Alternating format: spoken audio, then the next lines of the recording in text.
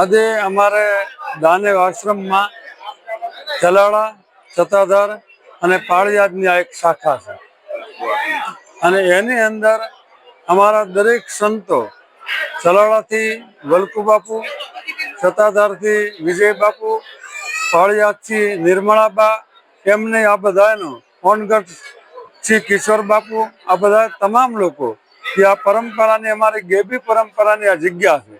એ ગેબી પરંપરાની જગ્યાની અંદર આજે જે બધા સંતો, મહંતો અને આચાર્ય દ્વારા જે અમને પદ આપવામાં આવ્યું છે એ પદની અંદર અમે તો ખાલી એક નિમિત્તને સેવી, અમે તો ખાલી સેવક સેવી. દાન બાપુ ગાયોની સેવા કરતા અને અભ્યાગતને રોટલો આપતા. અમે ખાલી માણસો જે આવે એને અભ્યાગતને રોટલો આપી સેવા કરવી અમારો ધર્મ સેવાનો છે. આ તો એક બધા સંતોએ નક્કી કરીને જ્યારે અમને પદ આપ્યું ત્યારે અમે એને કીધું કે બાપુ અમારો ધર્મ તો સેવાનો છે, પણ છતાં એ લોકોએ કીધું કે આ તમને અમારે ગુજરાતની અંદર એક પદ આપવાનું છે તમને જગતગુરુ તરીકે. ત્યારે મેં કહ્યું બાપુ અમે ભણેલ નથી, વિદ્વાન નથી, કોઈ આચાર્ય પણ નથી, હું તો અભણ માણસ છું, પણ છતાં માધવાચાર્યએ કીધું કે નહીં આપને અમારે આ પદ જગતગુરુનું આપવું.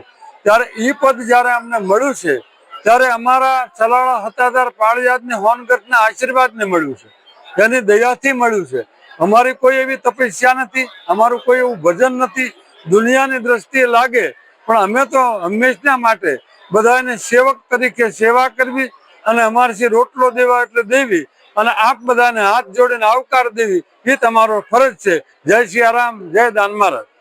के पीठाधीश्वर बनाने में भारतवर्ष के कोने कोने से मंडलेश्वर, महामंडलेश्वर, जगतगुरु, श्री महंत महंत सभी यहाँ पर पहुंचे हैं और सभी उनका प्रेम और सेवा भाव देख कर के यहाँ इनको जगतगुरु पद पर भक्त पीठाधीश्वर निरुदेवाचार्य के नाम में यहाँ पर पद प्रसिद्ध किया गया।